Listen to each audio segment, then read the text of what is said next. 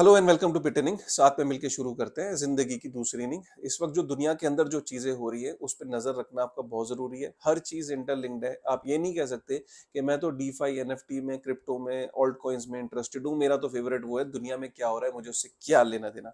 देखिए, हर चीज इंटरलिंक्ड है। अगर आप दुनिया के अंदर जो हालात इस टाइम चल रहे हैं अगर उनको नहीं समझेंगे उसका डायरेक्टली या इनडायरेक्टली इम्पैक्ट है क्रिप्टो पे, ठीक है ना। और इस टाइम दुनिया के अंदर जितनी तेजी से जो डेवलपमेंट्स हो रही है, जो खींचातानी आप देख रहे हो ना, अचानक अमेरिका के सामने आवाजें निकल निकल के आ रही हैं। जिनकी आवाजें निकलती भी नहीं थी वो भी अपनी आवाजें निकाल रहे हैं, गुर्रा रहे हैं यूएस के ऊपर। जो सदियों से 50-50 सालों से अमेरिका के दोस्त बने घूमते थे, आज उनकी भी आवाजें निकलने लगी हैं। आखिर ऐसा हुआ क्या है, क्या चल क्या रहा है इस टाइम दुनिया में, ये समझना बहुत जरूरी है। लास्ट वीडियो आपने देखा था, उसके अंदर हमने कवर किया था यूएस डॉलर के कोलैप्स के बारे में, क्या कोलैप्स होगा कि नहीं होगा। आज का जो वीडियो है ये भी बड़ा इंपॉर्टेंट है क्योंकि बहुत इंपॉर्टेंट डेवलपमेंट हुई है, उसको समझना बहुत जरूरी है। ठीक है, ये अगर आपको समझ लिया, इसका क्रिप्टो पे बहुत मेजर इंपैक्ट है, ये आप समझ के रहना फ्यूचर में। ठीक है, देखो हुआ क्या है कि ओपेक मतलब organisation of petroleum exporting countries, इसके करीब 13 कंट्रीज हैं जिन्होंने आपस में एक ऑर्गेनाइजेशन बनाई। बॉस इनका सऊदी अरेबिया है क्योंकि वो सबसे बड़ा इनके अंदर एक मेंबर है। इसमें सऊदी अरेबिया है, इसमें वेनेजुएला है, नाइजीरिया है, इसमें इराक है और भी 13 प्रोड्यूसिंग कंट्रीज है। ये टोटल मिला के मतलब दुनिया का 40% जो क्रूड ऑयल है ये कंट्रीज जो है ये प्रोड्यूस करती है। ठीक है, तो पावरफुल ग्रुप है, मतलब ये जो डिसाइड करते हैं होता, फिर वो ऑयल की रिगार्डिंग जो प्राइसिंग है, जो पॉलिसीज हैं, ये कंट्रीज जो मिलके ये ओपेक जो डिसाइड करता है उसका प्राइस पे, पेट्रोल के क्रूड ऑयल के प्राइस पे डायरेक्टली इम्पैक्ट होता है। अब इन्होंने मिलके क्या करा, इन्होंने मिलके बोला कि भाई हम जो प्रोडक्शन हो रही है ऑयल की, उसकी प्रोडक्शन की 1 मिलियन बैरल्स पर डे से हम प्रोडक्शन को कम कर देंगे। तो ये कितना होता है मैं इसको समझाता हूँ। दुनिया के अंदर हर दिन 100 मिलियन बैरल्स जो है वो प्रोड्यूस होते हैं। तो 1 मिलियन बैरल जो है ये कम प्रोड्यूस का मतलब है कि 1% से ये प्रोडक्शन को कम करेंगे। 1% प्रोडक्शन को कम करने का आप सोचो मतलब क्या है कि 1 मिलियन बैरल जो है वो सप्लाई में ये कम कर देंगे। तो दैट इज टोटल 1% जो है वो कमी आ जाएगी सप्लाई में, जो क्रूड ऑयल प्रोड्यूस हो रहा है हर दिन। ठीक है, अब इन्होंने ये डिसाइड किया। जैसे ही इन्होंने डिसाइड किया तो क्रूड ऑयल का जो मार्केट में जो 60-70 डॉलर पर बैरल के आसपास जो घूमता था, वो एकदम 85 बैरल 85 डॉलर पर बैरल के आसपास जो है वो टच कर गया। तो इसका मतलब क्या हुआ, सीधा एक स्पाइक हुआ। मतलब आप 10-20 मतलब 15-20% के आसपास का एकदम स्पाइक हुआ। पेट्रोल जो बैरल का प्राइस है वो 85 डॉलर पर बैरल के आसपास जो है वो पहुंच गया। इसका मतलब क्या है कि ओपेक ने ऐसा क्यों करा। ओपेक ने देखिए ऐसा क्यों करा। ओपेक जो है जनरली ये यूएस जो कहता था, ओपेक और यूएस मिलके साथ में चलते थे क्योंकि सऊदी अरेबिया ओपेक का किंग है। आप सोचो कि ये जो बैरल की जो कटौती हो रही है 1 मिलियन बैरल की, तो इसके अंदर जो सऊदी अरेबिया है वो अकेला 5 लाख जो बैरल है वो अपना प्रोड्यूस कम करेगा। तो इनमें जो सबसे बड़ा जो ऑयल प्रोड्यूसिंग कंपनी है वो सऊदी अरेबिया, वही बॉस है। और जो है ओपेक का, उसकी अमेरिका से बहुत बनती थी, तो सऊदी अरेबिया की यूएस की काफी बनती थी। क्योंकि सऊदी अरेबिया को यूएस की कमिटमेंट थी कि भाई हम तुझे आर्मी की प्रोडक्शन देंगे, कभी भी तेरे ऊपर कोई बुरा समय आएगा तो हमारा आर्मी का प्रोडक्शन तेरे तरफ है, तू बदले में सिर्फ इतना कर कि जो तेल को बेच रहे हैं ना वो उसको यूएस डॉलर में बेचना है। गेम समझ में आ गई कि वो सऊदी अरेबिया को और ओपेक को बोलता था कि भैया तेल को तुमने यूएस डॉलर में बेचना है, मैं तुम्हें जो है ना सऊदी अरेबिया भाई तुझे मैं प्रोटेक्शन दूंगा आर्मी की। ठीक है, तो इस तरीके से व्यवस्था चल रही थी। अब अचानक क्या हुआ कि जो ओपेक सऊदी अरेबिया को और ओपेक को अमेरिका ये बोलता था कि भाई तेल का ना प्राइस जो सप्लाई है, प्राइसिंग है ना, वो प्राइस तुम सप्लाई को कम मत करना, क्योंकि अगर तुमने सप्लाई कम कर दी तो जो तेल का जो प्राइसेस है वो एकदम बढ़ जाएंगे। और तेल के प्राइसेस अगर बढ़ेंगे तो तेल का जो सबसे बड़ा कंज्यूमर है कौन है, वो अमेरिका है। तो अमेरिका तेल का सबसे बड़ा कंज्यूमर है। अगर तेल के प्राइसेस में जरा सा भी फर्क आता है तो उसका सबसे बड़ा प्रभाव जो है वो किस पे पड़ता है, अमेरिका पे पड़ता है। तो अमेरिका क्या करता है कि ओपेक को हमेशा दोस्ती बना के रखी, उसने इनको प्रोटेक्शन दी, सऊदी अरेबिया को जो है वो चॉकलेट दी कि भैया तुम्हें अपनी प्रोडक्शन कभी भी कम नहीं करनी। अब सऊदी अरेबिया क्योंकि जब से उसका चाइना की तरफ इन्फ्लुएंस हुआ है, तो उसने बोला कि बॉस अब मुझे ना अमेरिका को प्लीज करने की जरूरत नहीं है।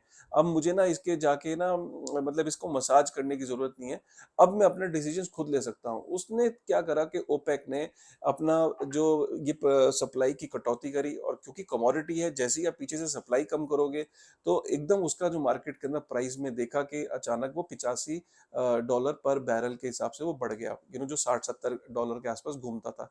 तो अचानक जब ये प्राइसिंग बढ़ेगी तो इसका डायरेक्ट इम्पैक्ट जो है वो अमेरिका पे आया। बाइडन ने बोला कि ये अच्छा नहीं किया, इसके कॉन्सिक्वेंसेस झेलने पड़ेंगे। अब वो कॉन्सिक्वेंसेस क्या है? अमेरिका को एक ही चीज आती है कि जब कोई उसके अगेंस्ट जाने लगता है तो वो धमकी पे आ जाता है, क्या है, देख कॉन्सिक्वेंसेस बताऊंगा। कॉन्सिक्वेंसेस से सऊदी अरेबिया इस टाइम नहीं डर रहा है, क्योंकि सऊदी अरेबिया को नया पार्टनर मिल गया है रशिया के और चाइना के रूप में। मतलब चाइना ने तो यहाँ तक करा कि सऊदी अरेबिया और ईरान के बीच में जो तनातनी थी उसको बीच में जाके समझौता करा दिया दोनों का, कि भैया आपस में लड़ो मत, इकट्ठे होके चलो, इस बार अमेरिका को सबक सिखाना है। तो सऊदी अरेबिया ने सऊदी अरेबिया के ये करते ही, एक तो सऊदी अरेबिया के करने की जो इंटेंट ये था कि एक तो वो चाहता है कि उसके जो बैरल है, उसका जो ऑयल है उसको सही दाम मिले।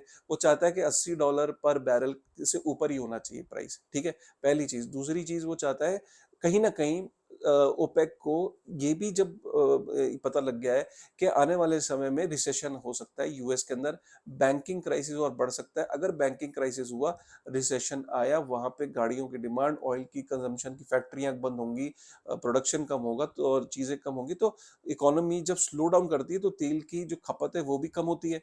तो तेल की खपत कम हो सकती है, तो उसने उसने इसलिए भी अपनी सप्लाई को कट डाउन कर दिया। और उसने ये चाहता है कि वो सप्लाई को कट डाउन करके जो प्राइसिंग है वो मेंटेन रहे $80 से ऊपर। उसको नहीं लेना देना कि अमेरिका क्या चाहता है, अमेरिका बाइडेन क्या चाहता है, उसको उससे कोई लेना देना नहीं है। तो इसका सीधा सीधा इम्पैक्ट अब क्या होगा? इसका सीधा सीधा इम्पैक्ट अमेरिका के अंदर जब तेल महंगा होगा, या पूरी दुनिया में जब तेल महंगा होगा, तो क्या होगा? महंगाई बढ़ेगी। महंगाई बढ़ेगी तो ट्रांसपोर्टेशन महंगा बढ़े होगा, गुड्स एंड सर्विसेज पे अल्टीमेटली वो लोड आएगा, तो चीजें महंगी होंगी। जब चीजें महंगी हो गई तो अब अमेरिका जो ऑलरेडी जिसने इंटरेस्ट रेट को इतना बढ़ाया हुआ था, अब वो क्या इंटरेस्ट रेट को कम कर सकता है? नहीं। रिसेंटली अभी फेड ने इसके बाद ये सिग्नल दे दिया है कि वो 5% से नीचे तो इंटरेस्ट रेट को लाने ही नहीं वाले। क्लियर सिग्नल है कि आपका जो इंटरेस्ट रेट है वो अमेरिका के अंदर अभी काफी समय तक नीचे नहीं आने वाला। सीधी सी बात है, अगर वो नीचे लेके आते हैं इंटरेस्ट रेट को, अपने इंटरेस्ट रेट को अगर कम करते हैं, तो इन्फ्लेशन उधर भी बढ़ने की संभावना बढ़ जाएगी, क्योंकि लिक्विडिटी बढ़ जाएगी मार्केट के अंदर, मनी सप्लाई बढ़ जाएगी, और इधर से जो तेल है वो भी चीजों को महंगा कर रहा है, तो डबल इफेक्ट होगा। अब इस कारण क्या है, अमेरिका जो चाहता था कि इंटरेस्ट रेट कुछ समय के बाद वो कम कर दे, लेकिन अब वो इंटरेस्ट रेट को कम नहीं कर पाएगा, और जो तेल की महंगाई की वजह से वहां पे इन्फ्लेशन कंट्रोल में नहीं आएगी।